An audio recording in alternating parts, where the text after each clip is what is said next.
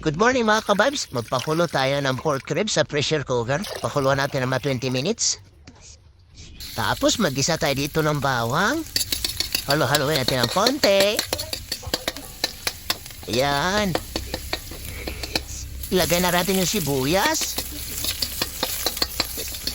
Ilagay na rin natin yung pork ribs natin pinakuluan. Tapos lagyan natin ng paminta. Tapos takpan muna natin yan. Gigisa muna natin. Tapos maglagay na rin tayo dito ng nor. Yan. Tapos ilagay na rin natin dito yung sabaw doon sa pinakuluan ng pork ribs.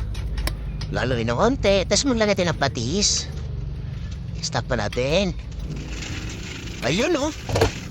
Diba? Maglagay tayo ng unting toyo. Yan. Maglagay tayo ng sili. Tapos ilagay na rin natin yung tidbits na pineapple. Yan. Tapos maglagay tayo unti ng parsley para bumango. Ay mga kababis, oh, nasa plato na umusok-usok na naman, no? Ubos na naman yung kanin nito sa rice cooker. Yun, oh. Wow! Tara, tayo na mga kababis. Ayan, oh. Sarap.